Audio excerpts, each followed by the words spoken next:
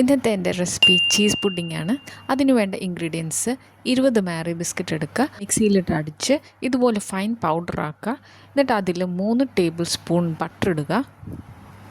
Butter ഇട്ട ശേഷം നല്ലപോലെ മിക്സ് ചെയ്തെടുക്കുക. എന്നിട്ട് നമ്മൾ സെർവ് ചെയ്യേണ്ട ഒരു പാത്രം എടുത്തിട്ട് നല്ലപോലെ സ്പൂണോ എന്തെങ്കിലും ഗ്ലാസ്സോ നമ്മൾ ഇതുപോലെ പ്രസ് ചെയ്ത് കൊടുക്കുക.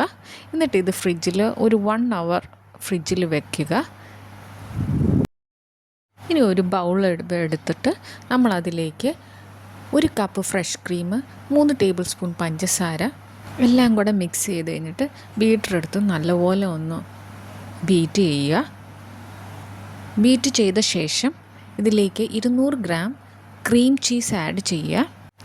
ഇതിലേക്ക് 1 ടേബിൾ സ്പൂൺ വാനില എസൻസും 2 ടേബിൾ സ്പൂൺ ജെലറ്റിനും കൂടെ ഒഴിച്ച് നല്ലപോലെ അടിക്കുക. നല്ല തിക്ക് കൺസിസ്റ്റൻസി ആവുന്നവരെ അടിക്കുക. അതിനുശേഷം നമ്മൾ ഫ്രിഡ്ജിൽ വെച്ചേക്കുന്ന ബിസ്ക്കറ്റ് ലെയർ എടുക്കുക.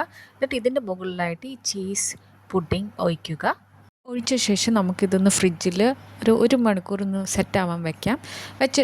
വെച്ച ശേഷം നമുക്കിതിലേക്ക് ജാം മുകളിലേക്ക് ഒന്ന് ലെയർ ചെയ്ത് വെക്കാം. വെച്ച ശേഷം നമുക്കിത് ഫ്രിഡ്ജിൽ 1 മണിക്കൂർ വയ്ക്കാം. 1 മണിക്കൂറിന് ശേഷം നമുക്കിത് സെർവ് ചെയ്യാം.